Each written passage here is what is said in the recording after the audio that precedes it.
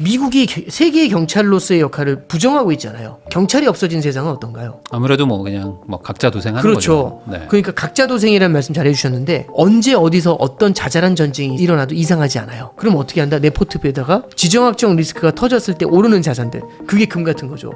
그런 애들을 조금 담아가는 전략들, 이런 걸 고려해 볼 수 있을 겁니다. 2012년부터 12년간 엔화가 약세였어요. 근데 이제 엔 약세가 너무 과도하다 보니까 일본도 답을 못 찾는 것 같아요. 그럼 일본도 이제 엔 강세로, 완만한 엔 강세로 전환을 하려고 할 것 같아요. 기축통화가 무너지느냐? 그러진 않을 것 같아요. 대안이 없어요.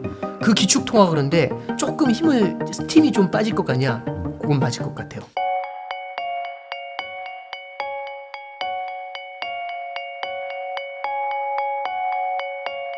안녕하세요. 부익남TV의 부익남입니다. 요즘에 뉴스가 참 혼란스럽습니다. 특히 뭐 환율 같은 것들도 뭐 쭉 빠졌다가 뭐 다시 또 올라가기도 하고, 또 트럼프 대통령은 또 어떤 얘기를 할지 뭐 아는 사람들이 또 지금 막 귀를 쫑긋 세우고 있는데요. 이런 혼란스러운 시기에 어느 정도 방향성을 잡아주실 분을 모셨습니다. 신한은행 프리미어 패스파인더 오건영 단장님 모시고 지금 전 세계 경제가 어떻게 흘러가는지 이야기 한번 나눠보도록 하겠습니다. 단장님 안녕하세요. 네, 안녕하세요. 네. 요즘에 뭐 이제 단장님 되시고 나서 엄청 바쁘신 것 같아요. 예, 이제 아무래도 이제 네. 패스파인더 조직 자체가 네. 신한 프리미어의 우수 고객들 좀 상담하는 거다 보니까요. 그러니까요. 좀 많은 분들 좀 인사드리면서 그렇게 좀 진행하고 있습니다. 그러니까 아무래도 이제 단장님의 역할도 좀 크실 것 같고. 근데 저보다는 저희 같이 하시는 분들이 워낙 훌륭한 분들이 많으셔서 그분들이 다 합니다. 그리고 또 이제 최근에 또 이제 책도 막 쓰시고 어쨌든 예. 또 집필 활동을 또 계속 하시기 때문에 네네. 진짜 이 몸이 뭐 10개라도 모자라지 않을까라는 생각이 좀 드는데요. 네네. 그래도 어쨌든 제가 모신 거는 네. 바쁘신 와중에 그래도 좀 우리 구독자들한테 이제 환율이라든지 네네. 뭐 경제 상황을 좀 설명을 쉽게 해주십사 네네. 해서 모셨거든요. 네네. 우선은 지금 트럼프 어떤 뭐 관세 전쟁 이런 것 때문에 네. 뭐 미국 주식, 한국 주식, 뭐 코인 할 거 없이 막 다들 막 지금 뭐 왔다 갔다 하고 있는데 네, 맞아요. 지금 관세 전쟁의 어떤 그게 약간 주춤해진 건지, 그리고 네. 그 어떤 관세를 부과 한 해 만에 하는 그 이유가 뭔지, 그 네네. 진짜 이유는 뭐라고 보십니까? 일단 먼저 관세를 부과하려고 하는 이유를 좀 봐야 되는데, 트럼프 행정부는 결국에 핵심은 이거예요. 첫 번째는 관세를 통해 가지고 네. 첫째는 미국이 갖고 있는 고질적인 무역 적자를 줄이고 싶은 거거든요. 근데 이제 관세를 통해 가지고 무역 적자를 줄인다는 거는, 무역 적자는 상대 국가가 미국에 수출을 많이 하고 미국 물건을 상대 국가가 안 사기 때문이거든요. 네. 그럼 관세를 올리게 되면은 상대 국가가 미국에 물건을 팔 때 관세만큼 가격이 올라가니까 덜 사게 되겠죠. 그러면 관세를 세게 물게 되면은 덜 살 뿐만 아니라 이 상대 국가가 미국에 공장을 세울 수도 있지 않습니까? 오히려. 네. 왜냐하면 현지에서 생산하는 게 더 싸지만 관세 생각하면 미국에 들어와서 공장 짓는 게 낫잖아요. 네. 그럼 미국에 일자리를 만들 수가 있고요. 두 번째는 지금 미국의 재정 적자가 되게 커요. 네. 원래는 트럼프 행정부가 지금 추진하는 게 뭐냐면, 아마 하반기에는 감세를 해주려고 할 거예요. 네. 이 감세라는 거는 소득세를 갖다가 낮춰줘가지고, 내지는 법인세를 낮춰줘가지고 미국 경제가 좀 살아나도록, 더 강해지도록 만들고 싶은 건데, 감세를 하려니까 딱 걸림돌이 미국이 현재까지 국가 부채가 너무 많은 겁니다. 이게 1기 트럼프 행정부 때는 감세를 해가지고 재미를 봤거든요. 네. 근데 문제는 1기 트럼프 행정부는 그 전에 오바마 대통령이요, 재정 적자를 갖다가 많이 줄여놨어요. 굉장히 알뜰살뜰하게 운영했었거든요. 네. 그래서 재정 적자를 많이 줄여놨기 때문에 사실 법인세를 낮춰줘도 큰 부담은 없었어요. 근데 지금 바이든 대통령이 워낙에 많이 쓴 거예요. 그러니까 지금 재정 적자가 너무 심하거든요. 네. 이렇게 재정 적자가 심한 상태에서 감세를 한다? 이러면 이 빚이 눈덩이처럼 늘어나거든요. 그러면은 미국 국채 시장이 오히려 혼란해지고 위험하다는 얘기가 나올 수가 있어요. 그러면 이 감세 문제를 해결하려면, 감세를 해주려면 재정 적자가 줄어야 되지 않습니까? 네. 근데 말씀드렸던 것처럼 관세를 때렸을 때는 관세로 들어오는 소득으로 재정 적자를 줄일 수도 있고, 미국에 공장을 세웠을 때 그 미국에 공장 세워서 경제 활동이 돌아가면 세수가 늘어나게 되니까 그걸로 재정 적자를 줄일 수도 있고, 그래서 감세하고 관세는 두 개의 쌍트랙으로 같이 가져가는 겁니다. 그래서 얼마 전에 그 베센트 재무장관이 인터뷰를 했거든요. 인터뷰에서 그 얘기를 해요. 많은 사람들이 관세를 비난하는 사람이 많다. 근데 트럼프 행정부의 정책은 다리가 세 개에 있는 의자하고 똑같다. 세 개의 다리가 있는 네. 의자는 다리 하나하나를 보는 게 아니라 세 개가 같이 있어야 그렇죠. 의미가 있잖아요. 그래서 관세 하나만 보면은 그렇게 욕을 많이 할 수 있지만, 이 관세가 감세하고 붙고 규제 완화라는 다른 한 축하고 붙으면 요 세 개가 축인데, 요 세 개가 딱 산발이로 맞으면 균형이 예쁘게 잡힌다. 그래서 하나하나 보면서 비난하지 마라. 다 같이 보면서 한번 감성해봐라. 이제 이런 식으로 얘기하거든요. 그래서 관세를 때리는 이유, 미국 쪽으로 우월하게 만들고 싶은 거고요. 감세를 하기 위한 재정의 문제를 먼저 해결해 놓고 싶은 생각. 그게 굉장히 큰 거다. 이렇게 일단 정리할 수 있습니다. 그럼 관세를 부과하고 네네. 그거로 일부 뭐 협상한 다음에 이제 또 감세 정책을 통해서 그렇죠. 또 약간 재정 경기 적자를 부양도 좀 줄이면요. 하고 그리고 이제 마지막으로는 규제 완화를 통해서 이제 전반적인 경기 부양까지 네, 그렇죠. 해서 법인세를 뭐 사실상 이제 더 증세는 안 하고 감세지만 많이 거둘 수 있게. 네, 그렇죠. 그러니까 이제 이게 셋이 같이 붙으면 비난을 할 때 이런 거잖아요. 관세 때문에 되게 힘들어졌잖아요. 그러면 이렇게 얘기하는 거죠. 조만간 감세도 하고 규제 완화도 할 거야. 그러면 자산 시장이 어떻게 되겠어? 뭐 이런 식으로 얘기하는 거죠. 네. 그래서 우리가 관세 하나만 생각하는 게 아니라 다 같이 생각하는 겁니다라고 하면 이렇게 되잖아요. 일단 효과를 보고 생각해야겠네. 이런 느낌을 주니까. 그러면은 그 관세가 어쨌든 첫 그 1단계일 텐데 네네. 이 첫 다리가 작동을 하려면 네네. 아까 말씀하신 대로 이제 공장들이 이제 뭐 들어온다든지 그렇죠. 뭐 이렇게 해야 될 텐데 제가 그 어디 뭐 X인가 올라온 어떤 누구의 말을 들어보면은 아무리 관세를 뭐 50% 100%를 부과해도 동남아에서 만든 신발보다 이 미국에서 만든 신발은 무조건 더 비싸다. 그러니까 뭐 휴지 같은 것들을 여기서 만들 수 있겠냐. 뭐 미국은 지금 제조업이 뭐 거의 붕괴돼 있는 수준도 많잖아요. 네. 그러니까 이게 작동 안 한다라는 얘기들을 하시는 분들이 있거든요. 저도 공감하는 게 네. 미국 사람들은 제조업 공장이 미국에 들어오는 걸 좋아한대요. 일자리가 생겨나니까. 네. 근데 그 다음 설문조사는 당신은 거기서 일하고 싶습니까? 아니요, 이런데요. 그러니까 이게 앞뒤가 안 맞는 얘기잖아요. 네. 왜냐하면 미국은 이미 서비스업이 자리를 잡았고 제조업이 미국의 비중의 10%가 안 돼요.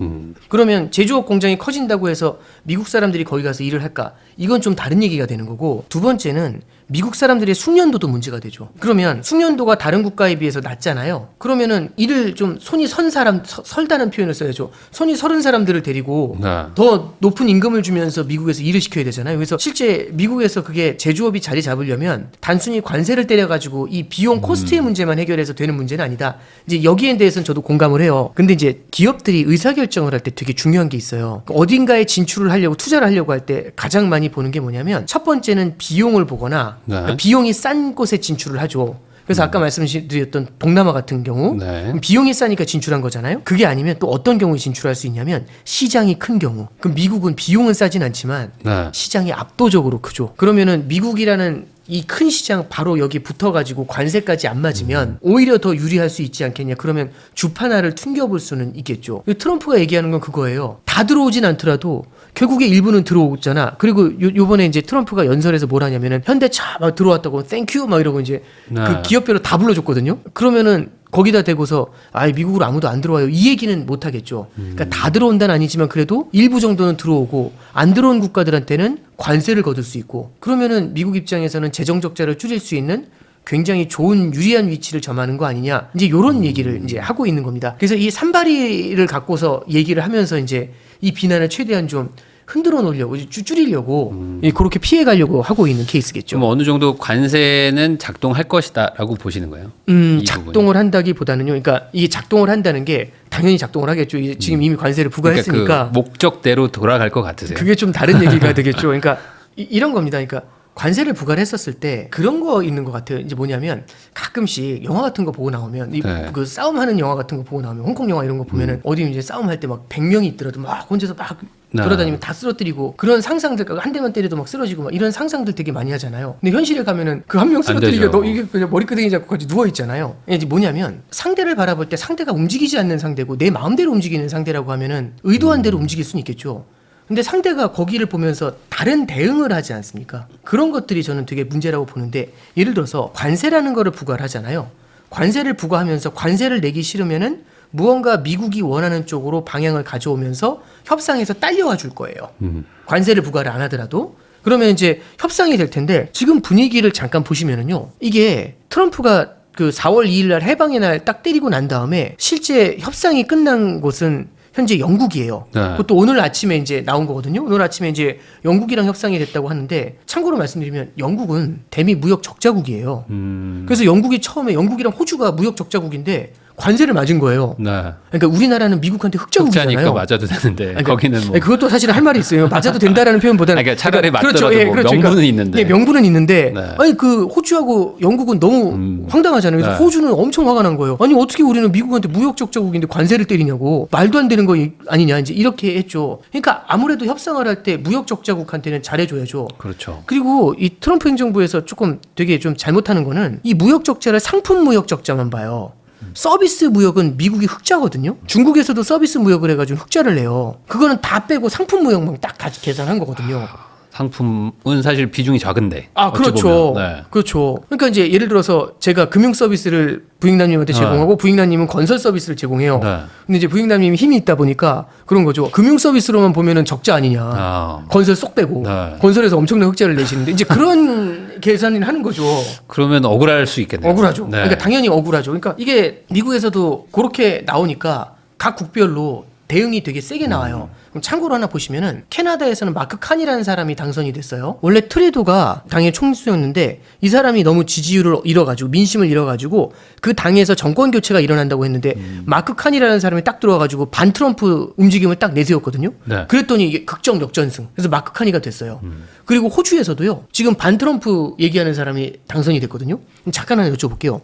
그 당선된 분은 트럼프하고 협상할 때 쉽게 갈까요? 좀 최대한 어렵게 갈까요? 당연히 어렵게 가죠. 왜냐면 나의 지지 기반이잖아요. 네. 그것 때문에 뽑혔는데 그러면 협상이 쉽지 않겠네요. 혹시 그 트럼프가 당선이 될 때 24시간 내에 러시아 우크라이나 정리하겠다고 했던 거 그렇죠. 기억나세요? 네. 24시간이 좀 길죠 지금. 많이 기네요, 그죠? 네. 근데 지금 얼마 전에 무슨 얘기하냐면 JD 벤스라고 부통령이 나와가지고 그 얘기하죠. 우리 이거 발 빼야 될 것 같다고. 러시아가 말 안 들으면 발 빼겠다고. 네.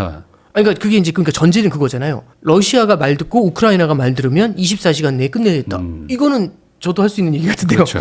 근데 지금 러시아가 그대로 안 움직이는 거고 네. 우크라이나는 광물 협정을 했음에도 불구하고 이 러시아하고는 강경적인 모습을 보이고 있는 거지 않습니까? 이러면은 생각보다 난이도가 높아지겠죠. 그리고 1차 우선 협상으로 들어온 게 일본이거든요. 근데 일본 같은 경우도 7월에 참의원 선거가 있어요. 그리고 일본 내에도 조금씩 미국에 대해서 반발하는 심리가 왜냐하면 자동차 관세를 때렸잖아요. 네.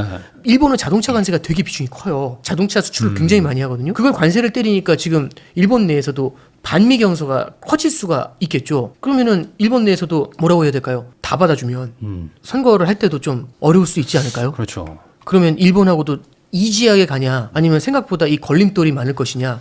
오늘 영국하고 협상을 한 것도 보면은요. 디테일보다는 원론적으로 좋은 얘기 해보자라고 디테일보다는 그런 쪽으로 간 게 좀 커요. 그러면 난이도가 쉬운 상대한테 원론적인 합의를 하고 향후에 구체안을 갖다가 또 도출하겠다는 얘기를 하잖아요. 그러면 관세 합의가 지금 90일 유예를 해가지고 7월 8일이지 않습니까? 네. 그 안에 뭐 웬만하면 될까요? 쉽지 않겠네요. 그러니까 그래서 이제 베센트도 네. 베센트 재무장관도 이 약간 방어막을 하나 세워놔요. 뭐라고 하냐면 원론적인 합의라도 먼저 진행을 할 거다. 그럼 무슨 얘기냐면은 합의를 할 거를 고려를 하겠다. 그런 합의를 할 걸 고려하는 회의를 하겠다. 뭐 이제 이런 말장난이 나올 수가 있죠. 일단은 1단계는 그런 쪽으로 좀 밀고 가지 않겠는가라는 생각은 들고 그래서 이제 트럼프가 생각하는 관세로 이게 상대 국가들을 끌어당기는 거 있죠. 아주 쉽게 가진 않을 것 같아요. 의도한 것처럼 가진 않고 굉장히 컨플릭트가 좀 많을 것 같고요. 두 번째는 이 산발이로 세우는 게 되게 좋다라고는 말씀을 드렸지만 신뢰를 잃을 수가 있죠. 이제 왜 신뢰를 잃냐면 이미 좀 잃은 거 아닌가요?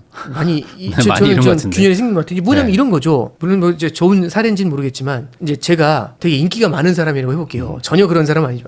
제가 하면 안 될 것 같고 잘생긴 아이고. 부익남님이 너무 인기가 많으시고 진짜 네. 인싸예요. 네. 그래서 미국 같은 사람이에요. 그래서 다들 부익남님하고 얘기하고 싶고 놀고 싶고 그런 거예요. 그래서 이제 다들 부익남님하고 같이 막 얘기할 때마다 너무 기분이 좋거든요. 근데 어느 날 부익남님이 갑자기 휙 하셔가지고 갑자기 이런 거죠. 이렇게 멋있는 사람하고 얘기를 하려면 대화할 때마다 수수료 내라. 뭐 이러시는 거예요. 갑자기. 네, 네. 깜짝 놀라는 거죠. 네. 기본 수수료 10%. 그 다음에 나랑 대화를 좀 더 많이 하는 너 같은 애들은 네. 25% 더 내라. 원래 50% 받아야 되는데 50% 디스카운트다. 뭐 이렇게 얘기하시는 거예요. 갑자기. 그럼 이제 사람들이 막 반발을 할 거지 않습니까? 그렇죠. 그래서 이제 부익남님이 너무 짜증이 나니까 오케이 알았어 90일 유예 이렇게 하신 거예요. 90일 있다 또 얘기하자고. 그러면 이제 옛날의 관계로 돌아갈까요? 안 들어가죠. 이게. 이제 저희가 네. 마음속에 생각 이상한 신뢰도 사람이라고 많이 생각할 거 좀 아니에요. 깨졌죠. 저 사람 이상하다 이 네. 생각하죠. 그러면 이제 약간 다른 국가들끼리 이렇게 따로 놀려는 움직임이 좀 나타나게 되지 않을까요? 그렇죠. 부익남 없는 네, 카톡방 네, 생기고 그럴 것 같지 않으세요? 그럼 거기서 그렇겠죠. 아무래도. 대화의 80%는 아마 부익남님 씻는 걸로 아마 그 얘기 있을 거고 그러니까 이상한 다들 사람이라고. 이게 같이 뭉치게 되는 효과가 네. 반 트럼프 정도. 그렇죠. 그러니까 이제 반 트럼프라는 표현보다도 교역을 관세가 없는 교역을 하자. 우리끼리 좀 우리끼리는. 해보자. 그럼 저 같으면 붙을 것 같아요. 그렇죠. 우리는 이상한 거 없이 수수료 없이 그냥 우리끼리 얘기하자. 옛날에 그 모습 좋잖아. 대신에 부익남님 빼자. 이런 얘기 하는 거죠. 그러면 저는 붙을 것 같아요. 그렇죠. 뭐 원래 또 친구들끼리 네, 친하다가 친구들끼리. 한 명 빠지는 단톡방들 생기잖아요. 그래서 CPTPP라는 게 있어요. 이건 이제 나중에 아마 이 단어가 머지않아 되게 중요한 단어가 될 텐데 이 CPTPP가 뭐냐면 원래 TPP라는 게 있었습니다. 네. 그 TPP는요. 2015년도에 미국하고 일본하고 같이 범태평양 이 네. 태평양 연안을 갖고 있는 이 국가들을 모아가지고 같이 FTA 같은 걸 만들자라고 해서 만들었던 조직이에요. 근데 그게 오바마가 떠나고 트럼프가 들어오면서 미국은 탈퇴했거든요. 근데 일본이 그걸 계속 끌고 나가가지고 TPP가 CPTPP가 됐어요. 그 CPTPP에는 일본, 호주, 뉴질랜드, 캐나다, 영국, 그 다음에 베트남, 브루나이 12개 국가 정도가 들어가 있어요. 그럼 주요 국가들이 12개죠. 네. 그 CPTPP하고 지금 EU가 붙으려고 해요. 같이 교역권을 만들어 보자고. 네. 그러면 지금 말씀드린 국가들만 해도 좀 이름 있잖아요. 그러네요. 거기에 EU가 붙으면 미국 빼고 나머지 카톡방이 좀 큰 것 같지 않으세요? 생각보다. 그럼 이제 그런 데서 조금씩 교역이 일어나잖아요. 네. 그러면 자 이제 그럼 이제 요즘 이게 저도 대화하기가 되게 힘든 게 그럼 미국 망해요? 이제 요즘 이렇게 들어와요. 근데 미국이 망하는 게 아니라 미국이라는 나라의 소프트 파워라고 하죠. 그게 평판 같은 거예요. 그 사람을 믿을 수 있냐? 네. 그 평판이 조금씩 약해지겠죠. 그러니까 부익남님이 그렇게 유명하고 좋은 사람인데 이렇게 한번 균열이 생기고 난 다음에는 조금씩 부익남님에서 멀어지는 사람들이 늘어나겠죠. 네. 5년 후에 어떻게 될 것 같으세요? 그러면? 그럼 더 안 좋아지겠죠. 당연히. 그렇죠. 10년 후에는. 이게 달러 패권에 흔들리는 거랑 같은 건가요? 그러니까 이게 달러 패권이 흔들린다고 할 때 저도 이게 너무 요즘은 이 대화를 하다 보면 그래서 언제 달러가 다 그러니까 내일부터 달러 안 써 이런 거는 불가능한 얘기예요. 왜냐하면 기축통화라는 거는 화폐라는 건요. 공동체의 오래된 기억이에요. 네. 그러니까 금이라는 것도 보시면 저도 그렇게 금을 갖다가 좋아하고 저희 엄마도 좋아하셨고 할머니도 다 좋아하셨고 좋아하니까. 예, 옛날부터 이어져 왔었던 하나의 관습 같은 거잖아요. 공동체가 인정하는 거거든요. 기축통화라는 것도 누가 정하는 게 아니에요. 자, 오늘부터 달러가 기축통화 50억 명이 합의해서 합의도장 찍은 게 아니라 쓰다 보니까 얘가 기축통화가 된 거거든요. 다른 통화보다 훨씬 좋고 미국의 소프트 파워가 워낙 강하고 미국은 우리를 배신하지 않을 것 같고 이게 기축통화를 만든 가장 큰 힘이어서 이게 이제 무너지려면 갑자기 달러가 하루아침에 사라진다? 모두가 익숙해져 있는 그 화폐를 어떻게 갑자기 바꿉니까? 말이 안 되죠. 근데 대신에 이상하다 얘네. 야 이거 이상하다. 예전보다는 조금 그렇죠. 신뢰성을 좀 잃을 수 있다. 갑자기 이제 분위기가 이상해진 거잖아요. 그러면 그럴 수 조금씩 이거 말고 다른 걸 찾기 시작을 해요. 그러니까 예를 들어 있잖아요. 너무너무 좋은 식당이 있었는데 그 식당이 너무너무 맛있다가 대안이 없어요. 근데 어느 날 갔더니 맛이 좀 이상해. 그럼 이제 주인 어른한테 이제 여기 좀 너무 사장님한테 맛이 좀 이상하지 않냐 그랬더니 갑자기 뭐 그냥 알아서 먹어 뭐 이러는 거죠.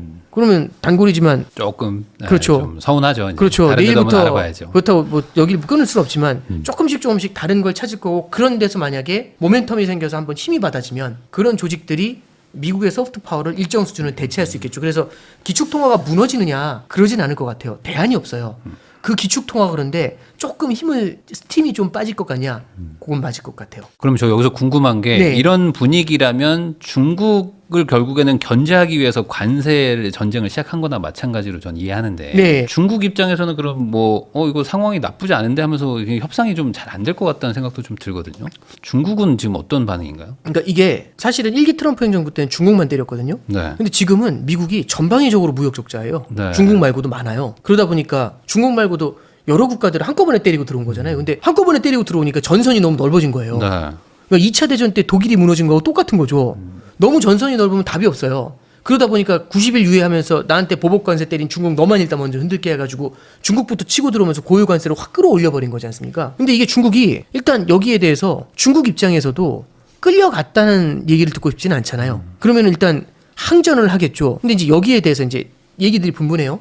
근데 단기로 보면은 중국은 수성을 하는 거잖아요. 공성전을 할 때 수비하고 공격을 보면 공격의 숫자가 3대 1은 돼야 되잖아요. 네. 더 많아야죠. 그렇죠. 더 많아야죠. 네, 네. 그럼 이제 미국이 공격을 하는 거지 않습니까? 그럼 경제력이 중국이 수비를 하는 거라면 딱 좋은 비유는 아닐 수 있지만 어쨌든 중국이 무조건 불리하다고 얘기하기는 힘든 거고 네. 두 번째는 이렇게 보시면 돼요. 미국 입장에서는 중국으로부터 수입해가지고 쓰는 물건이 되게 많아요. 월마트 제품의 70%가 중국산이거든요. 네. 그러면은 중국한테 만약에 245% 관세를 때리면 월마트의 10만 원짜리 물건은 순식간에 34만 5천 원이 돼요. 그럼 10만 원짜리 물건 지금 10만 원일 때 빨리 사야 될 것 같지 않으세요? 네. 그러니까 이게 재고를 지금 쌓으려고 난리도 아니에요. 왜냐하면 관세가 부과되기 전에 재고를 미리 쌓아놔야 나중에 관세 부과되더라도 재고에서 비싸지 않은 가격에 팔아야 다른 경쟁자보다 유리하잖아요. 네. 최대한 다른 경쟁자보다 재고를 많이 쌓으려고 싸우겠죠. 그러지 않겠습니까? 그럼 단기적으로는 중국한테 좋은 거 아닌가요? 또? 그러니까 중국 같은 경우는 지금 그래서 수출을 많이 하잖아요. 근데 이제 물론 이제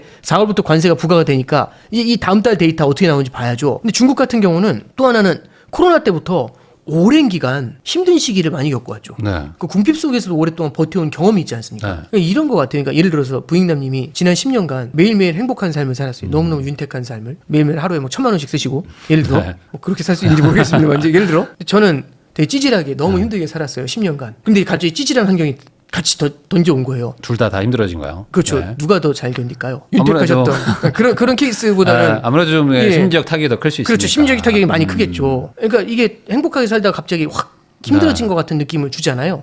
그러니까 미국은 지난 10년간 되게 좋았지 않습니까? 나름 좋았는데. 근데 중국은 굉장히 힘들었잖아요. 그래서 어려운 궁핍을 견디는 능력이 누가 더 강할 것인가? 뭐 그러면은 뭐 그것도 일리가 있겠네. 그렇지만 이것도 또 만약 길게 가잖아요. 중국도 결국에는 수출을 해가지고 돈을 벌어야 되지 않습니까? 네. 이렇게 관세가 오래 가면은 굉장히 힘들겠죠. 그래서 단기로는 당장은 서로 표정 관리해야죠. 그러면서 서로 지지 않는 것처럼 보여주려고 노력을 하겠죠. 왜냐하면 상대도 힘드니까. 네. 그러면 이런 걸 뭐라고 하면 치킨 게임이라고 하죠. 이렇게 철로에 둘이 누워 있어요. 기차가 옵니다. 먼저 일어나는 사람이 있죠. 그렇죠. 그럼 최대한 늦게 일어나려고 하지 않을까요? 지금 협상하고 있다고 하는 거는 어느 정도 맞는 얘기인가요? 안쪽으로는 지금 계속 하겠죠. 왜냐하면 둘 다 너무 치명적이에요. 관세율이 너무 치명적이에요. 네. 이렇게 돼가지고 중국도 공장이 멈추잖아요. 그럼 실업자가 쏟아져 나와요. 그럼 중국 입장에서도 견디기 쉽지 않아요. 근데 이제 무조건 이거는 중국이 무조건 지는 게임이야. 그게 아니라 미국도 타격이 크다는 말씀을 드리는 거죠. 그래서 이 전쟁은요 승자가 없어요. 그러니까 승자가 없는 전쟁 오래 하는 것보다는 빨리 한 명이 물러나야죠. 근데 이제 한 명이 물러날 땐 상대편이 명분을 줘야지 물러날 거 아닙니까? 네. 그래서 지금 그 전쟁을 계속해서 하는 거죠. 야, 근데 트럼프는 지금 완전 임기 초인데 여기서 지고 들어가면 사실 다른 나라들과의 협상에서도 좀 힘들어지죠. 힘들어지니까 끝까지 가려고 하지 않을까요? 그러니까 일본이랑 얘기할 때도 그거잖아요. 우리 일본이 이렇게 잘해줬는데 왜 일본한테 우리 관세 면제해줘야지 그랬더니 일단 기본 관세 10%는 안 돼. 네. 대신에 상호 관세 때린 것 중에서 일부 조정하는 건 고민할게. 이런 스탠스거든요 지금. 아니 왜 다 면제가 안 됩니까? 이걸로 교과서가 이게 왜냐면 일단 레퍼런스가 되잖아요. 네. 다른 국가들도 그럼 이렇게 협상하려고 할 거 아닙니까? 그래서 일본한테도 그건 안 돼. 이제 이렇게 들어오고 있는 거죠.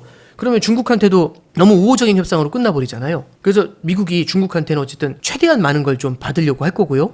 중국은 최대한 그걸 안 주려고 노력을 할 거고, 그렇게 아마 이제 이 협상이 꽤 시간을 좀 많이 끌고 가겠죠. 그래서 베센트 재무장관도 중국하고 협상이 단기에 끝난다 이렇게 생각은 안 해요. 본인도 그 얘기를 하거든요. 꽤 오래 갈 수 있다. 근데 결국은 중국한테 원하는 거는 이걸 원한대요. 중국이 지금까지는 미국이 물건을 사주고 중국이 물건을 제조해서 팔고, 근데 앞으로는 미국이 물건을 제조해서 팔고 중국이 그걸 사주는 아름다운 리밸런싱을 원한다. 네. 이런 표현을 쓰거든요.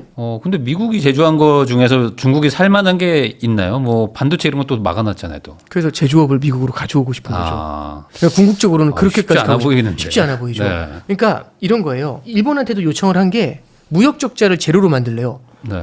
이거 대단한 얘기예요. 왜냐하면 600억 달러가 넘는 무역 흑자를 기록하고 있는 국가한테 무역 흑자를 제로로 만들어. 이러면 680억 달러어치를 미국 걸 사오란 얘기거든요. 네. 아니면 수출하지 말든가. 그걸 어떻게 조절합니까? 그러니까 뭐냐면 이제 학원을 차렸는데 부인남님이 제가 학부모인데 찾아왔어요. 그래서 무엇을 도와드릴까요? 수능 전 과목 만점 받을 수 있는 솔루션을 주세요. 이거 똑같아요.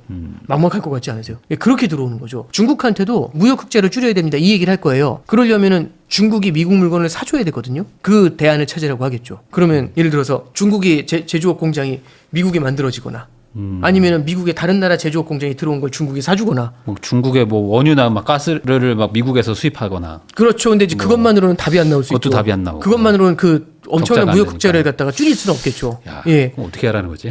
그게 이제 아마 협상에서 아마 초기에 이제 들어가는 부분이고요. 이게 당장 그렇게 움직일 수 없다는 건 미국도 알 거예요. 네. 그러면 미국이 원하는 건 뭐냐면 중국이 미국 물건을 사줘야 되지 않습니까? 그러려면 중국이 소비가 강해져야 돼요. 그럼 중국이 소비가 강해지려면 금리를 인하하고 지준율을 인하해서 돈을 풀어줘야죠. 그럼 중국의 돈이 풀어지면은 사람들이 물건을 살 수 있는 소비력이 생길 수 있죠. 거기에 위안화가 절상이 되면 미국에서 수입되어 들어오는 물건의 가격이 싸지겠죠. 그러면은 싼 물건을 강한 소비로 살 수가 있겠죠. 그래서 미국이 중국한테 원하는 건 너희들이 소비를 할 수 있는 토탈 솔루션을 제공해. 네. 라고 얘기하면서 중국의 금리 인하를 통해서 중국 경제 성장을 만들고 소비 성장을 이끌고 위안화 절상에서 수입 물가를 낮춰. 그러면은 중국이 미국 물건을 사줄 수가 있잖아. 그래서 이제 미중 무역 협상이 될 것 같다 이 얘기하니까 그럼 위안화가 절상이 되네? 이런 소문이 도는 거거든요. 그럼 위안화 절상이라는 기대가 생기면 위안화를 절상되기 전에 사셔야 됩니까? 된 다음에 사셔야 됩니까? 되기 전에 사야죠. 예, 그렇죠. 먼저 달려가죠. 그래서 네. 환율이 막 미중 무역 협상이 될 것 같으니까 환율이 막 확 주저앉았잖아요.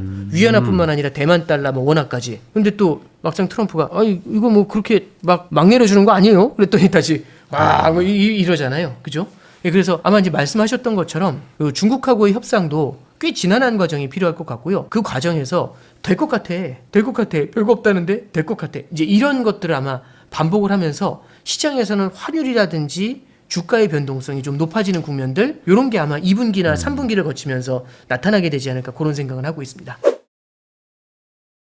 오건영 단장님하고 이야기 나누고 있는데요. 그 제가 안 그래도 지금 환율 여쭤보려고 했는데 방금 네네. 그게 환율의 답이었을까요? 그러니까 중국과 미국의 어떤 그 관세 그 협상이 된다더라 하면서 최근에 이제 급락한 그 이유가 그거였는지 아니면 또 다른 원화 이 절상의 이유도 있었는지. 이제 이렇게 보시면 돼요. 뭐냐면 혹시 4월 초에 미국 국채 던진다는 얘기 있었던 거 기억나세요? 네네. 그때 뭐냐면 누가 던지는 거야? 막 예, 그러잖아요. 누가 던지는 거야 그랬는데 이제 소문에는 뭐 일본이 던졌어, 중국이 던졌어 했는데 사실 일본이랑 중국은 많이 안 던졌거든요.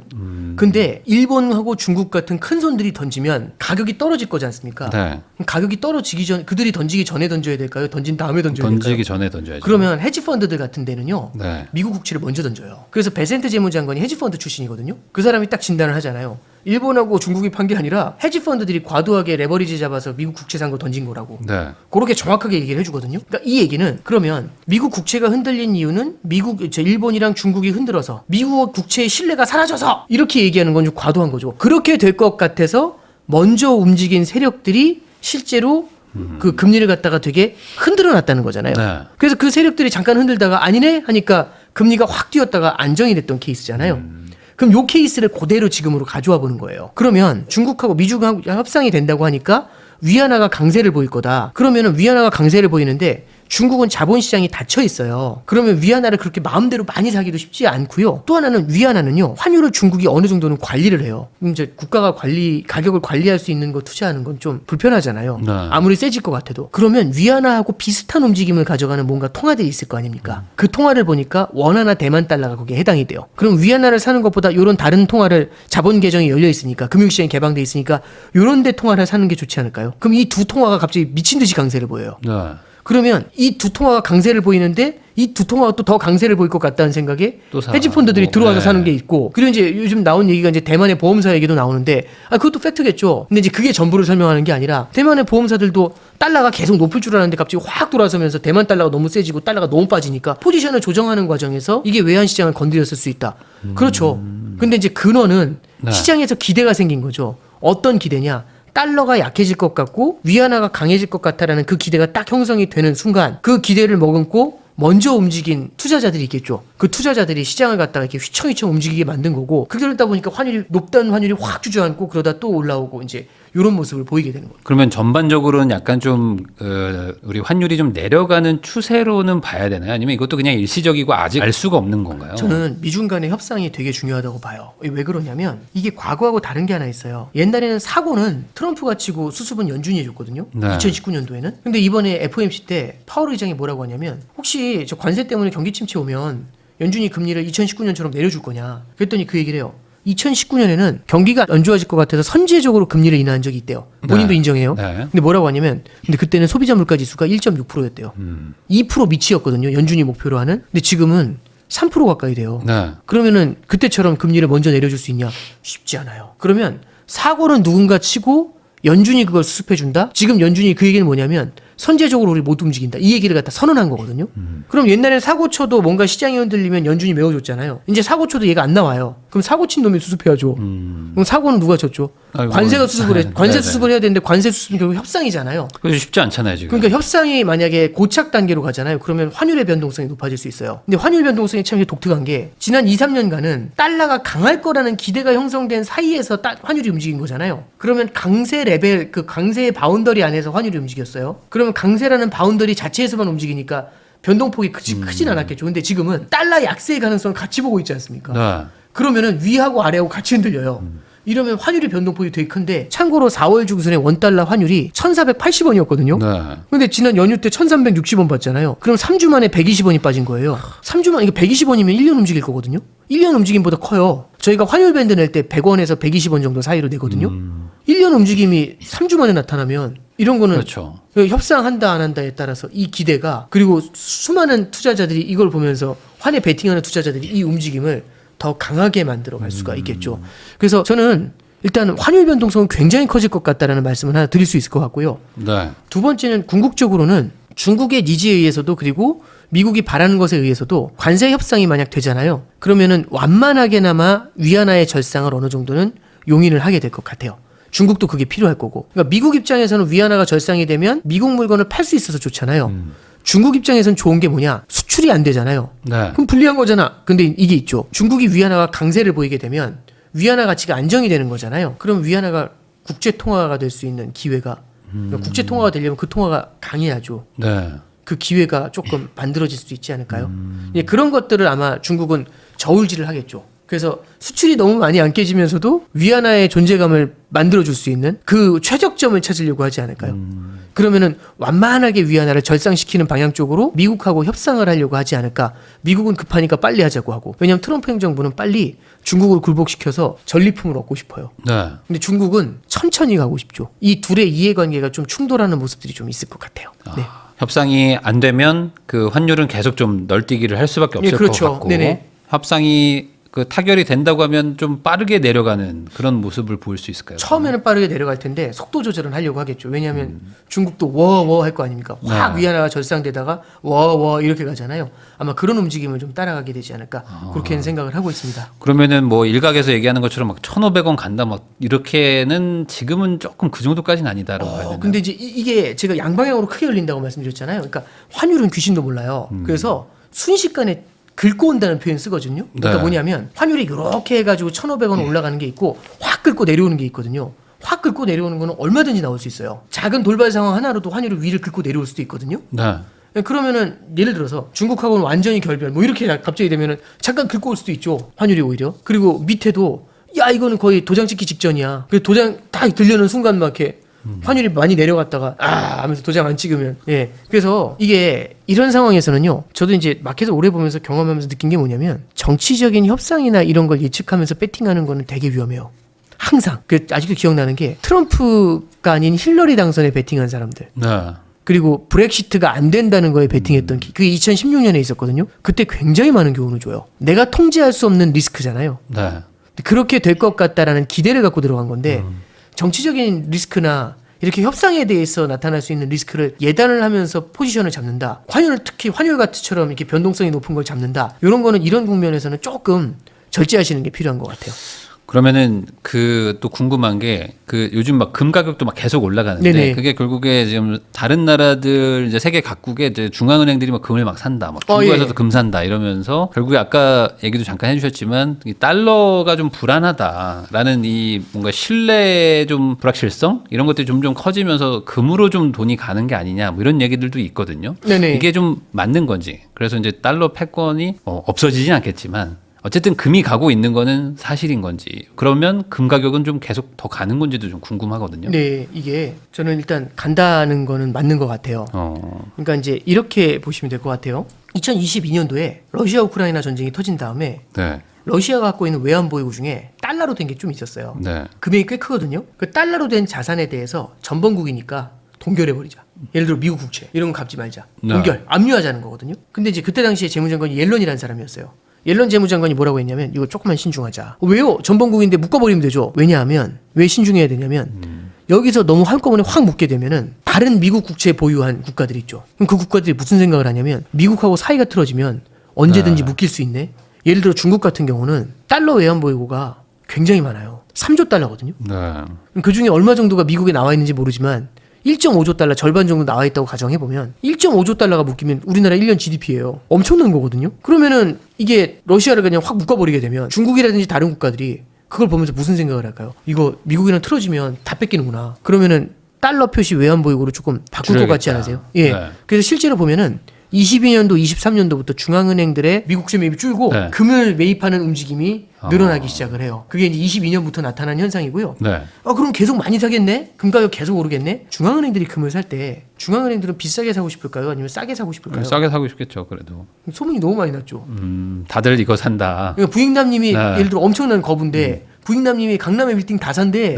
이러면 강남 빌딩 가격이 올라갈까요? 내려갈까요? 아니, 뭐 올라가겠죠. 하늘에 올라가겠죠. 네. 그럼 만약 사시고 싶으시면 소문 내고 사실 거예요? 아니면 조용히 사실 거예요? 그러면 이제 안 사겠다고 떠벌리고 다니면서 그렇죠. 뒤로 사야 되겠죠. 그렇죠. 네. 그러면 금값이 너무 많이 뛰면은 중앙은행들이 좀 천천히 사겠죠. 네. 그러니까 이제 시점을 예측하는 거는 불가능해요. 그거는 그때그때 상황에 따라 움직이거든요. 중앙은행들은 그냥 바보니까 그냥 비싼 가격에 무조건 살 거예요. 안 그래요. 그래서 이제 하나 말씀드릴 거는 중장기적으로 기노업으로 봤을 때 중앙은행이 달러 대비해서 금의 비중을 늘려간다. 이건 팩트인 것 같아요. 그렇게 움직일 수 있다고 생각을 하고 그 다음에 이번에 이제 저기 미국이 한번 또 그 인기 한번 흔드는 평판을 흔드는 일이 벌어졌잖아요. 놀면 안 되겠다 이런 느낌. 조금씩 대안을 찾잖아요. 그럼 외환보유고에 미국 국채 말고 달러 외에도 엔이라든지 유로라든지 금과 같은 자산들을 외환보유고에 넣고 싶은 모습들 이런 것들은 조금씩은 더 중장기적으로 나타날 것 같아요. 그런 관점에서 본다면은 금이라는 자산은 단기로 올라온 거는 좀 높게 올라온 건 있지만 기노업으로 봤었을 때는 지금보다 수익을 낼 수 있는 가능성이 조금 더 높지 않겠는가 그렇게는 생각을 하고 있습니다. 그러면 금 가격이 결국에는 아까 말씀하신 것처럼 이제 계속 상승세로 보이긴 하는데 네네. 아까 말한 중앙은행이나 이런 뭐 금을 사고 싶은 곳들은 어쨌든 싸게 사고 싶으니까 가격이 좀 내려가게 어떤 조치를 취하든 아니면 뭐 멘트를 하든 아니면 뭐 다른 거를 사면서 좀 관심을 좀 줄여야 될 텐데. 아니 뭐 그렇게 뭐 일부러 중앙은행이 나서서 금은 이상해요 이런 얘기는 안 하고요. 그런 건 안 하고요. 예, 그런 건 안 하고 대신에 이제 미국은 금으로 막 몰리잖아요. 네. 그러면 금 시장에 대해서 규제를 하는 경우들이 있어요. 옛날 2011년도엔 그랬어요. 네. 금 가격이 너무 많이 올라가고 외환보유고 다 금으로 옮겨요 이러니까 이제 중국에서 금 선물 거래를 할 때 증거금을 끌어올렸거든요. 네. 예, 그렇게 해서 금 가격을 갖다가 한번 흔들어 놓은 적이 있어요. 그 정부 차원에서 미국 네, 그렇죠. 정부가 뭔가를 할 수 예. 있다. 근데 뭐 다른 중앙은행들이 막 금 가격 갖고 작전하거나 그럴 가능성은 그렇게 높지는 않을 것 같아요. 예. 그러면은 미국 정부에서 뭔가를 조치를 취할 수도 있으니까 조심을 할 필요는 있겠다 정도. 근데 저는 미국 정부의 조치보다는요. 네. 금 가격이 예를 들어서 관세 협상이 잘 된다. 그리고 미국 경제 생각보다 좋을 것 같아. 이렇게 네. 나타날 가능성이 있거든요. 그러면 금 가격이 많이 흔들릴 수 있어요. 왜냐하면 미국 경제가 힘들어질 것 같고 그렇죠. 돈 덮을 것 같고 네. 달러는 망가질 것 같고 불안감 때문에 올라가는 그렇죠. 게 그리고 때문에. 요즘 이제 이란이란다. 저기 인도하고 파키스탄하고 네. 또 지정학적 리스크 있잖아요. 이런 것들 잘 끝나고 이러면 의외로 잘 끝나고 이러면은 금 가격이 의외로 흔들흔들 할 수 있거든요. 그래서 우리가 단기적으로 금 가격이 오른다 떨어진다 매일매일 올라요 이런 관점에서 접근하시면 안 돼요. 참고로 하나 말씀드리면 제가 금을 추천한 게 꽤 오래됐거든요. 근데 중간에 혼이 많이 난 게 2020년도 9월 달에 금 가격이 온스당 2,100불이었거든요. 네. 그러다 그때부터 금 가격이 좀 쩔었어요. 한동안 고전했거든요. 그래서 2024년에 금 가격이 그 점으로 돌아와요. 작년 중반에. 네. 이 뭔 말씀을 드리고 싶은 거냐면 금이라는 자산은 항상 오른다. 얘도 한번 흔들리면 엄청 고전하는데 요즘은 금 좋아하시는 분들이 너무 많아져가지고 근데 그렇게 좋아하시는데 한 지난 4년 동안은 별로 수요가 없었거든요. 네. 왜냐면 안 오르니까. 안 오르면 온갖 이유를 붙여가지고 금은 끝났어. 이제 이런 생각을 되게 그래서 가장 많이 나왔던 게 코인의 시대지. 이제 금은 없다. 근데 지금 코인이랑 금이랑 다 좋잖아요. 네. 그러니까 너무 그렇게 생각하실 게 아니라 단기적인 움직임이나 어떤 내러티브라고 하죠. 어떤 스토리텔링을 따라가시는 것보다는 기노업으로 내 포트폴리오에 금을 담는 거 요거는 저는 계속해서 유효하다라고 생각을 합니다. 네. 어쨌든 단기적으로는 뭐 많이 올랐고 이게 약간의 좀 리스크는 좀 느껴질 수는 있다 정도. 네, 그렇죠. 너무 예. 많이 오르면 어쨌든 예상하지 좀 못했던 리스크는 불안함이 나타날 수 있으니까. 있으니까요. 그러면 관세 협상이 잘 되면 미중 간의 관세 협상이 잘 되면 금한테는 악재라고 그냥 이해하면은 크게 틀린 건 아닐까? 그러니까 너무 그러니까 일직선상으로 그건 해석하는 또 것보다는요. 그러니까 이렇게 보면 돼요. 관세 협상이 잘 풀려 가지고 예를 들어 가지고 미국 경제가 다시 성장할 것 같아. 그러니까 이게 결국에는 미국 경제의 성장이 세잖아요. 그러면 금이 힘들어해요. 근데 미국 경제의 성장이 위축이 되고 그 위축된 성장을 그렇죠. 메우려고 돈이 풀려 나오잖아요. 달러가. 그럼 금이 눈을 떠요. 그래서 이게 어떤 방향을 가리키느냐? 그게 굉장히 중요한 거지. 관세 하나만 그러니까 뭐 이거 똑같죠. 금리 올라가면 부동산이 빠지나요? 이거 똑같은 거예요. 결국 경기 침체가 오냐 안 오냐 이거 그렇죠. 정도겠죠. 미국이라는 나라의 힘이 어떻게 움직이느냐. 이제 미국의 힘이 점점 중장기적으로 10년 후에 지금보다 미국의 힘이 좀 약해질 것 같아요. 그러면은 10년 후에 달러의 힘이 좀 약해질 수 있잖아요. 그러면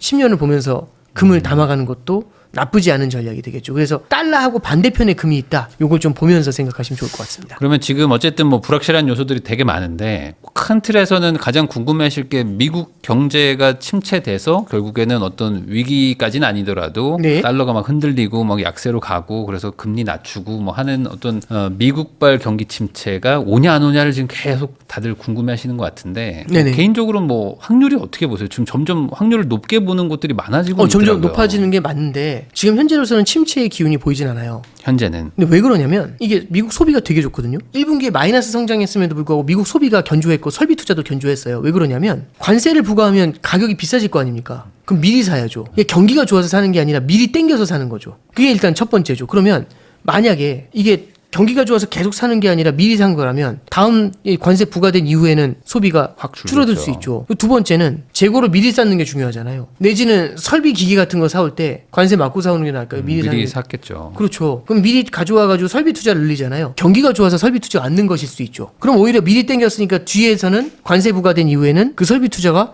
훅 주저앉을 수 있죠.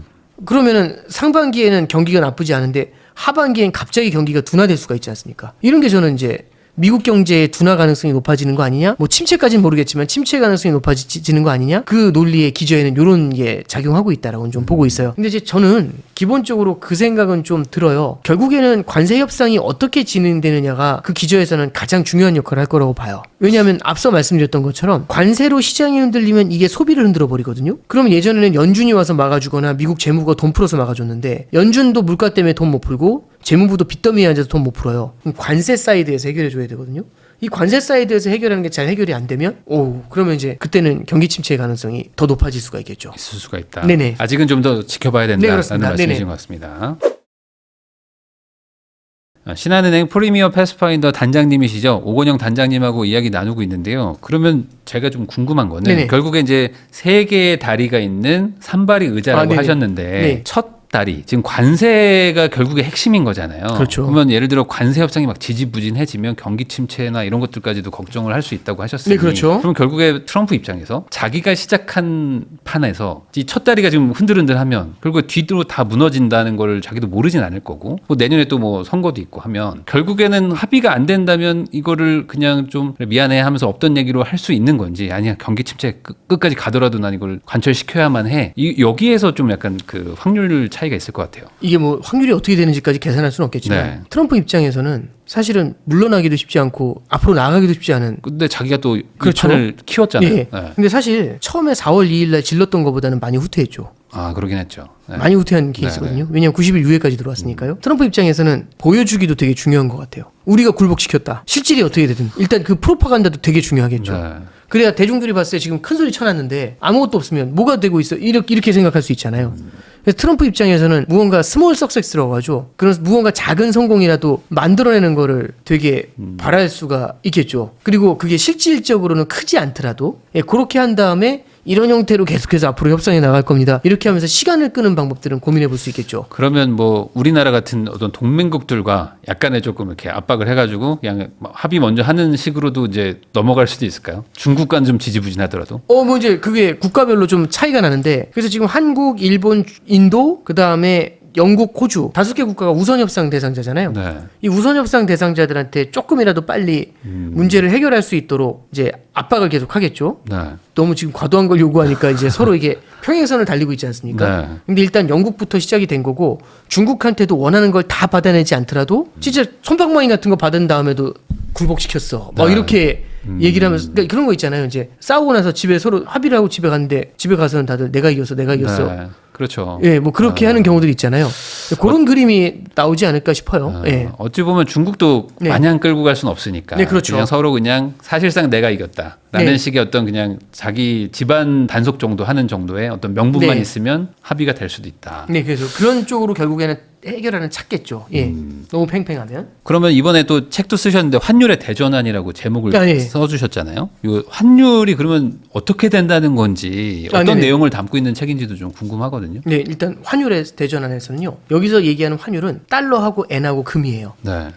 금 가격을 환율이라고 하긴 그렇지만 이 금도 그냥 실물화폐다라고 생각을 하고 그거를 달러로 표현한 게 그냥 금도 하나의 환율이다 이렇게 본 건데 이 세 개의 통화가 갖고 있는 대전환점 요걸 좀 설명하고 싶은 게 환율의 대전환입니다. 네. 근데 그럼 이제 어떤 거냐면 달러의 대전환, 엔의 대전환, 금의 대전환 이렇게 세 가지가 있겠죠. 첫 번째는 달러의 대전환을 볼 때는 저는 원달러 환율에 있어서는 우리나라가요 재작년부터 대중 무역 적자예요. 중국한테 무역 적자를 기록하고 있거든요. 네. 그 전에 20년 넘는 기간 동안 우리나라는 대중 무역 흑자로 어마어마한 달러를 벌었었어요. 단군일의 달러 호황이 진짜 제대로 됐거든요. 근데 이제 대중 무역 적자예요. 네. 그러면 이게 어떤 변화를 가져다 줄까? 그러면 우리나라로 달러가 많이 들어오던 게 점차 줄어들 수 있다는 거잖아요. 네. 5년 후, 10년 후, 20년 후에는. 그럼 무역 흑자로 달러의 공급이 만약 들어오던 게 달러의 공급이 줄어들게 되면 그리고 요즘 보면은 미국 주식 좋아하시고 그 환율 올라가는 거잖아요. 이렇게 가면. 그렇죠. 멀리 봐서는. 그래서 중국 수출이 줄어든다. 대중 무역 흑자가 적자로 전환한다. 이게 구조조직이다라고 하는 거는 달러를 바라볼 때 원달러 환율의 가장 큰 변곡점이고 이게 하나의 대전환이다라고 얘기하는 게 첫 번째고요. 네. 두 번째는 엔화 같은 경우는 2012년에 아베 신조가 들어오면서 2012년부터 12년간 엔화가 약세였어요. 엔 약세 속에 우리가 살았거든요. 근데 이제 엔 약세가 너무 과도하다 보니까 일본도 답을 못 찾는 것 같아요. 그럼 일본도 이제 엔 강세로, 완만한 엔 강세로 전환을 하려고 할 것 같아요. 그럼 요것도 엔 약세에서 엔 강세로의 전환, 요것도 하나의 대전환이 되겠죠. 엔 강세로 전환하는 방법이 뭔가요? 이제 여러 가지가 있을 텐데 일단 첫 번째 보시면은 이런 겁니다. 일본이 어마어마하게 많은 돈을 뿌렸거든요. 네. 무제한으로 양적 완화를 해서 엔화를 뿌렸어요. 그러니까 엔화의 공급이 늘어나니까 엔화 가치가 떨어졌던 건데 이제 예를 들어 이거죠.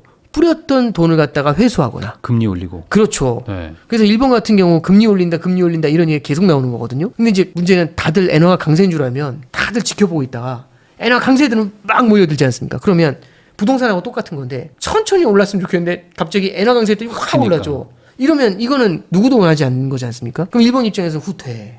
그러다 또 조용해지면 또 전진. 또 확 몰려들면 후퇴.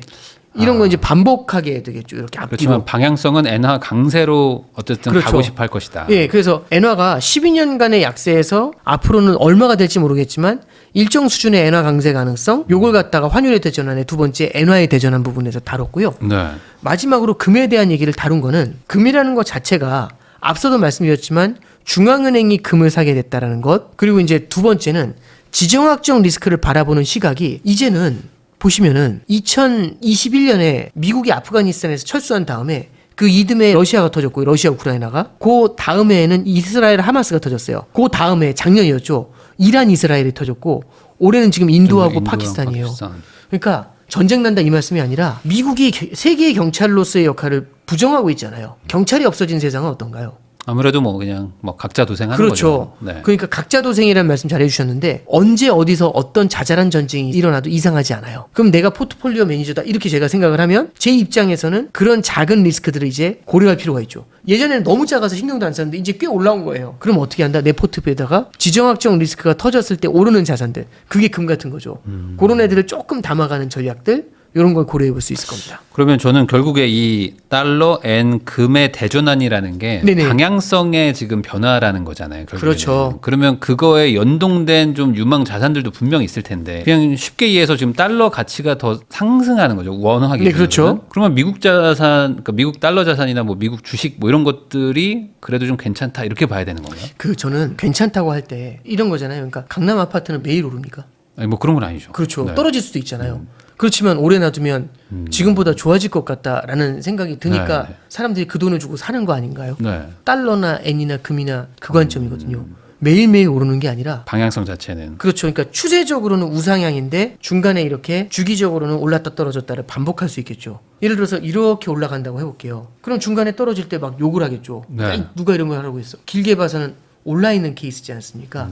그래서 저는 달러라든지 엔이라든지 금이라든지 이런 자산들은 우리가 2년 전, 3년 전부터 사람들이 환율을 투자할 때 많이 감안하시더라고요, 이제. 네. 그러니까 우리나라 주식하고 미국 주식 보면 똑같이 30% 올라도 달러를 보유 자산으로 갖고 있으면 더 많이 오른 거잖아요. 네. 환차익이 있으니까. 그래서 이제 환차익 같은 거를 고려를 하게 될 거고 그럴 때 우리가 포트폴리오에 다른 나라 통화를 갖다가 깔고 간다라고 한다면은 말씀드렸던 달러나 엔이나 금이 충분한 고려 대상이 될 수 있다.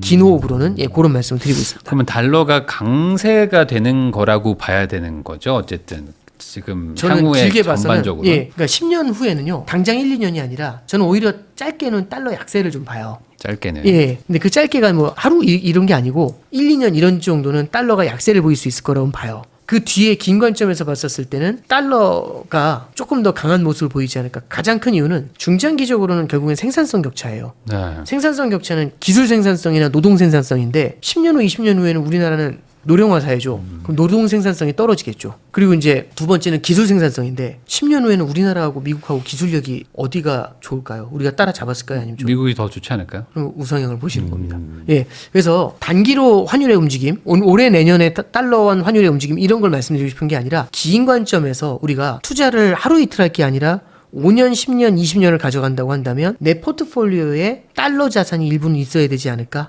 예, 저는 그렇게 제언을 해드리고 있습니다. 그러면 결국에 달러의 가치가 올라간다는 거는 미국 뭐 예를 들어 주식으로 얘기하면 그 미국 주식 시장에도 돈이 더 많이 들어간다라고 보면 되는 거죠. 일상적으로는 그런데 달러가 되게 위험해서 미국 주식시장이 빠지는데 안전자산 선호로 달러로 돈이 몰리는 경우들도 있어요. 주식은 빠지고 달러만 그렇죠. 비싸지고. 그래서 그 두 개를 같이 보셔야 될 것 같아요. 네. 엔화가 강세되면 엔화 자산인 주식은 어떻습니까? 일본 주식. 이게 제가 주식 전문가는 아닙니다만 네. 일본 주식은요 엔화하고 반대로 움직이는 경향이 좀 있어요. 엔 약세일 때 일본 주식이 좋고요. 네. 엔 강세일 때 일본 주식이 힘들어요. 과거를 통해서 이제 계속해서 보는 거거든요. 그럼 만약에 우리가 이제 엔 강세가 되면 일본 주식이 어떨까? 안 좋을 걸로 추정된다. 그러면 고전할 수도 있죠. 근데 매우 완만하게 천천히 엔 강세가 나오면 충격이 크지 않을 수는 있는데 너무 급격한 엔 강세가 나온다? 이런 것들은 아마 일본 주식에는 조금 불리한 영향을 줄 수도 있겠죠. 그러면 저도 잘 이해가 안 돼서 여쭤보는 건데 네. 왜 그렇게 반대로 움직이는 건가요? 뭐 이거 추정 어떤 이유가 뭐로 보시는 두 거예요? 가지인데요. 하나는 일본의 주요 기업들 중에는 수출 기업이 많아요. 그럼 엔 약세일 때 유리하죠. 네. 엔 강세일 때는 불리하고요. 아, 그러니까 기업의 실적이 영향을 받을 수 있다. 그렇죠. 그러니까 해외에서 이제 가져와야 되는데. 달러를 버는데 달러 값이 뛰는 거잖아요. 네네. 그럼 해외에서 번 게 졸지 올라가는 구조가 되죠. 그래서 이제 엔 약세가 일본 기업들한테는 좋을 수 있다. 이제 뭐 요렇게 해석하시는 분들도 있고요. 결국 엔 약세가 되는 이유는 시중에 공급돼 있는 달러보다 엔화를 더 많이 공급하니까 엔화가 약세를 보이는 거죠. 네. 엔 약세여서 자산 시장이 좋다라기보다는요. 엔 약세가 될 정도로 돈이 풀리니까 그 그러니까 돈의 그 힘으로 유동성이 주가가 이제 그렇죠. 주가로 가는 거군요. 예, 그런 영향을 좀 준 게 아닌가 그렇게 해석할 수 있을 것 같습니다. 그러면은 네. 뭐 단기적으로는 모르겠지만 엔 강세라는 거는 일본 주식 투자에는 조금 좀 여태까지 패턴은 그랬어요. 문제는 근데 있을 수 있다. 일본이 압도적인 생산성을 갖고 있다. 네. 그럼 얘기가 좀 달라질 수 있죠. 그래서 일본 같은 경우는 니케이 지수로 사는 것보단 좋은 매니저들을 통해 가지고 일본의 기업들 중에서 엔 강세에서도 크게 충격을 받지 않을 것 같은 좋은 기업들 그런 걸 좀 찾아보는 것도 도움이 되실 것 같아요. 왜 여쭤보냐면 이제 워렌 버핏 그분이 이제 맨날 일본 무역 상사 막 사신다고 하니까 지금도 뭐 굳이 사면 그 정도 산다 막 이런 얘기를 막 공공연하게 하니까. 네네. 근데 상사주는 조금 이제 워렌 버핏의 상사 로직은 조금 다른 것 같아요. 왜냐하면 일단 첫 번째는 그분이 접근하는 방식은 굉장히 긴 호흡이에요. 네. 그래서 단기에 통화가 빠지거나 이거보다는요 긴 호흡으로 먹을 게 얼마나 되냐 이제 이걸 보시는 게 좀 더 큰 것 같아요. 그건 어떤 N 가격보다는 그냥 회사 자체의 어떤 경쟁력이나 이런 것들 그런 부분들이 좀 어느 정도는 감안이 되겠죠. 네. 그러면 금의 대전환은 어쨌든 금은 상승세로 이제 보시기 때문에 단기적으로 이제 출렁출렁하지만 우상향을 보일 네. 것이다. 그래서 셋 다 대전환이라는 거는 큰 조류의 변화예요. 네. 큰 조류의 변화는 하루 이틀에 나타나는 게 아니라 큰 그림으로 굉장히 장기에 걸쳐서 이루어지게 되거든요. 그래서 너무 조바심 내미시면서 접근하시는 게 아니라 우리가 어차피 1년, 2년 투자하고 끝나는 게 아니라 5년, 10년, 20년 투자할 거잖아요. 그러려면 이제 이런 국면에서 나오는 뉴스들 같은 것들 그런 것들 좀 같이 보실 필요가 있고 단기적으로 강세로 가거나 약세로 가는 자산을 너무 따라가는 것들 이런 것들은 좀 오히려 별로 좋은 자세가 아닐 수 있다. 뭐 그렇게 정리합니다. 그러면은 그 세 가지가 결국에 우상향을 한다면 반대 자리에 있을 걸로 보이는데 원화는 안 좋은 거 아닌가요? 이제 전반적으로 다 약세로 가는 건가요? 원화는 상대적으로 원화가 강세를 보여도 그 나라 통화들이 더 강하면 그럼 원화가 약세가 되겠죠. 그러니까 이제 환율이라는 게 굉장히 그런 면에서 복잡해요. 왜냐하면 상대 가치 때문에 네. 그런 것들이 굉장히 복잡한데 위안화가 강세를 나타내게 되면은 달러 대비 원화도 천천히 어쨌든 강세 기조를 띄긴 할 것 같아요. 네. 그래요? 왜냐하면 이제 위안화의 움직임하고 좀 비슷하게 움직이는 경향이 있거든요. 예. 요번에 그 환율 움직임을 보일 때도 그때도 한번 증명해 보였고요. 네. 그래서 환율 움직임을 좀 그런 관점에서도 바라볼 필요가 있지 않나. 엔화가 강세가 되면 우리나라한테는 조금 뭐 유리하다, 뭐 수출 기업들한테 유리하다, 뭐 이런 얘기들은 여전히 통용되는 걸까요? 옛날보다는 한결 덜하지만 그래도 엔 강세가 엔 약세보다는 우리나라 수출에는 아무래도 유리하지 않을까요? 그래서 기업체에도 이렇게 상담할 때 여쭤봐요. 엔 강세가 나타날 것 같다 그러면 이제 엔 강세 돼도 별로 도움 안 줘요. 그러면 단도직입적으로 여쭤봐요. 그러면 엔 약세가 나오세요. 그래도 강세가 났다 이런 얘기하는 거죠. 그러니까 환율의 경쟁력이라든지 이런 부분들이 엔화라든지 유로화라든지 위안화 강세가 조금 더 두드러질 것 같아요. 원화는 강세를 보이더라도 그 속도가 조금 늦을 것 같고 그렇게는 생각하고 있습니다. 그러면은 이제 마지막으로 이제 그 금리도 지금 계속 고민들 많이 하시는데 네. 한국 금리를 지금 보면 5월에는 좀 내린다 이런 얘기들이 좀 네. 돌거든요. 그리고 앞으로도 뭐 계속 좀 내리는 방향으로 간다. 최근에 또 하는 총재님이 금리 인하 기조는 맞고 뭐 네. 충분히 내릴 거니까 너무 걱정하지 말라 뭐 이런 식의 멘트도 하셨는데 네네. 금리 방향은 어떻게 보십니까? 네, 내리겠죠. 내리는 그러니까 걸로 5월 달에는 내릴 가능성이 너무 높고요. 너무 높다는 네. 건 사실상 내리는 네, 거나 그렇죠. 마찬가지다. 그리고 원래 4분기에 한 번 정도 더 인하해야 되지 않나 싶은데 지금 분위기는요. 우리나라 성장률 전망치가 빠르게 악화되고 있어서 그리고 남부 지역에 산불까지 났잖아요. 네. 그러면 추경을 늘리고 금리 인하를 조금 더 하고 아마 거기에 포커스를 좀 맞출 것 같아요.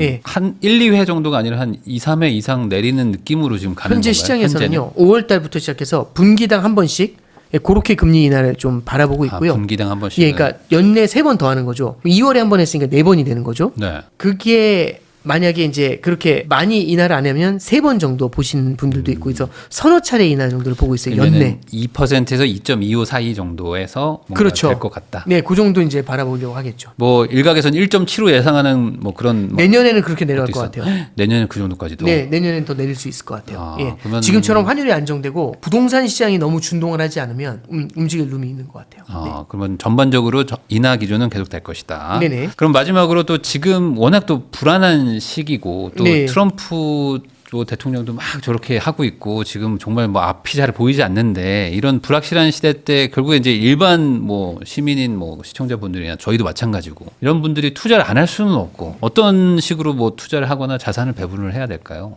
저는 얼마 전에 질문 하나 받았는데 돈이 많지 않은데 어떻게 투자할까요? 이렇게 물어보셨거든요. 네. 근데 제가 10개 정도 되는 ETF를 좀 해보면 어떠냐. 아, 10개 ETF요? 예. 그랬더니 이제 그분이 아니 돈이 많지 않은데 10개를 하라는 얘기가 말이 되냐. 이렇게 이제 얘기를 하셨거든요. 이제 제가 무슨 말씀 드렸냐면 예, 첫 번째는 나중에 그러면 ETF를 10개, 11개 하려면 돈이 많아져야 되지 않습니까? 네. 근데 우리 운전면허 연습할 때도 벤츠를 타고 운전 연습하는 것보단 중고차 네. 타고 운전 연습하는 게 더 낫지 않나요? 그렇죠. 반드시 긁을 테니까요. 네네. 그럼 우리가 돈이 모인 다음에 투자하려는 것보단 돈이 적을 때 시드머니 갖고 좀 투자를 조금 해보고 각 ETF라든지 각 자산이 투자 자산이 갖고 있는 특성을 조금 우리가 이해하는 게 되게 필요하지 않을까요?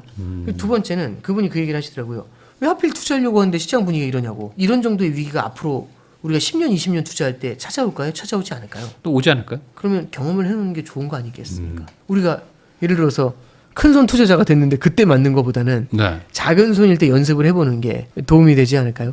저는 그래서 말씀드리고 싶은 게 워낙에 뉴스 하나에 따른 변동이 되게 높은 시장인 것 같아요. 이럴 때는요. 너무 뉴스 플로우 하나하나 따라가면서 그렇게 움직이는 것들보다는 어떤 특정한 투자 대상에 대한 기노업의 관점으로 그런 것들을 좀 길게 가져가면서 수익을 창출하는 예, 그런 그림을 그리는 게 맞다라고 보고 있습니다. 이럴 때일수록 오히려 더 좀 많이 펼치면서, 쪼개더라도 여러 개를 좀 사보면서 이런 뉴스 하나에 어떻게 움직이는지를 네. 좀 비교하면서 봐라. 예, 그리고 이렇게 어려운 장 있잖아요. 네. 이런 어려운 장은 겪어보면 좋아요. 그러니까 물론 할 때는 고통스럽죠. 네.